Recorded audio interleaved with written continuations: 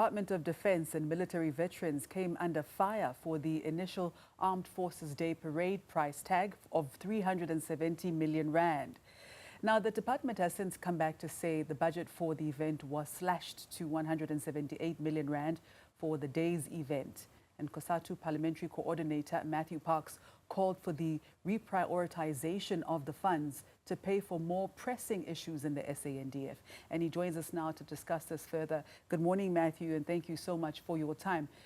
Firstly, COSATU was very vocal in calling for the scrapping of Armed Forces Day. Can you take us back to what prompted COSATU to speak out so strongly on this issue? Good morning. Thanks for having us.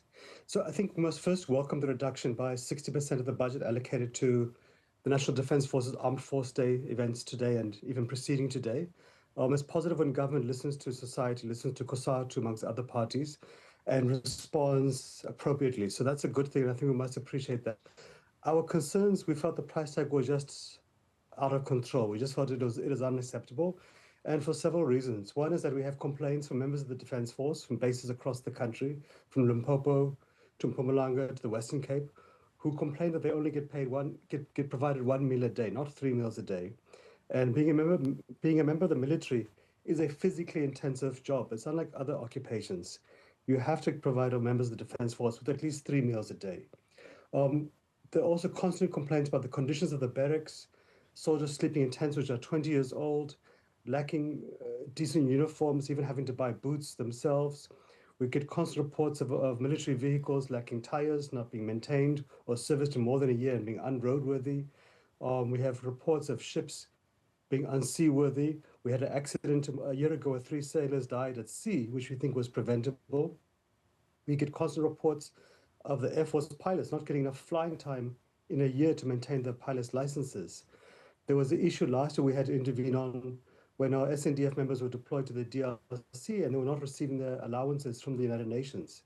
Yet other countries' soldiers were receiving it. And even when they eventually got it, it was only half of what they were meant to have received. So there's a whole myriad of issues. And I think for us, when you spend such a huge amount of money on essentially a parade, a public relations event, and we understand the logic of it and all of that, but when you can't get the fundamentals right, that's a crisis. And so I think our priority has to be feeding our soldiers, clothing them, putting them in decent accommodation and shelter, providing them with the necessary protective equipment, weaponry, vehicles, training, etc. Getting the fundamentals right. Sure. That will take time. And also to bear in mind, the Defence Force has had many budget cuts over the years. So I think for us, this is going to be a long fixing the Defence Force. But we are pleased that, following our call, the Ministry, the Defence Department, SANDF responded positively, and that is a very good gesture. We must welcome it. Now, these working conditions are undeniably atrocious, but some argue Armed Forces Day boosts morale and national pride. How do you respond to that? No, we've never been against the Armed Forces Day in itself. Our issue was the price tag. We felt it was too much, especially for a Defence Force which is pleading poverty and which is not providing the most basic elementary human needs like 3 meals a day. Other issues must come after 3 meals a day, but we do appreciate the logic of a Defence Force parade. It's about all right. Building the machinery of the vehicles, rations, which is also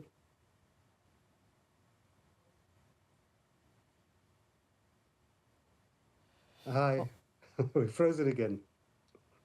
All right. So, Matthew, I'm not sure if you are back yet, but now has COSATU engaged directly with the Defence Ministry or Treasury about this matter? Yes, I'm back. Matthew? Yes, we had engaged with them throughout this process. Hi, yes. Can you hear me? Yes, I can. We can hear you loud and clear. Hi. Okay.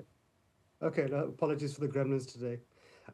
No, we have been engaging with government, with the Ministry of Defence, with the SANDF colleagues, with Treasury, with Presidency. And, as recently as yesterday, they had reached out to us to indicate to us that they have responded positively. We are appreciative of this positive response from their side. Now, I understand that COSATU does welcome the reduction of that budget, but 178 million rand still sounds like a very hefty price tag, especially for the ordinary South African, considering the levels of unemployment in the country. So how do we justify that price tag, even where it is now? Yeah. No, look, it is still a hefty price tag. We had actually hoped that we could have seen it being reduced to a much smaller amount of 20, 50 million rand. But we do appreciate that part of the purpose of the Defence Force Armed Forces Day is to undertake training, is to make sure the Defence Force, all arms of it, be it the Army, the Navy, the Air Force, Military Health Service, are able to undertake massive logistical operations. So they've been able to deploy soldiers from Kimberley, from the Eastern Cape to Vembe, etc. And that is a useful training exercise for them, because when they go to the DRC, for example, half of the issue is a massive logistical transportation of Defence Force members, of vehicles, of weaponry, etc. So we appreciate that. We do also appreciate that it coincides with the intake for the SANDF this year, for the military skills system, for young matriculants, young university graduates, etc., to go and join the Defence Force, to pursue a career there. Sure. So this is a chance to showcase what the Defence Force entails to the residents of Vembe, of Limpopo, to the country. And of course, members of the Defence Force are also undertaking, various exercises. So there's a useful training element to it. But the price tag is still hefty. Would have loved it to be much, much less. But we don't want to also diminish the response, which was positive, where they cut the budget by 60% in response to our frustrations. So, Matthew, you've also mentioned that SANDF soldiers deployed in the DRC lost their lives due to a lack of working air support and armory, and there are allegations that the SANDF was pocketing half of those soldiers' UN allowances. Now, people died in the DRC. What is being done about this, and who is being held accountable? Yeah, it's not just in the DRC. We saw soldiers also dying in the Central African Republic, unnecessarily so, often because they lacked sufficient personal protective equipment. The base was not sufficiently secured. There was a complete absence of air support because our helicopters, our planes are not, air combat ready. Lack of training and so forth. And that's completely unacceptable. The members of the Defence Force are workers. They deserve to have their rights protected. They're serving the country with pride. We need to give them the full support. And there's been no consequences since that time, to be honest. There is a real culture of a lack of consequences in the Defence Force across the board. We've seen military generals implicated in corruption, allowed to retire quietly. We've seen conditions of barracks deteriorating, but when it comes to the House of Generals, they're being sorted out. And for us, that's unacceptable. We've also seen recently promotions of generals who have been charged in court with serious crimes of murder, and yet they've been promoted to become generals, commanding units, etc. So there is a real crisis. There needs to be a thorough shake-up of the Defence Force, a sense of accountability and transparency. And that also goes to the issue of financial management too. All right. But we appreciate that's not going to happen today. But there is a need for a thorough shake-up going forward. We're going to have to leave it right there, but thank you so much for your time. And that was COSATU Parliamentary spokesperson Matthew Parks. And in our poll question this morning, we asked you,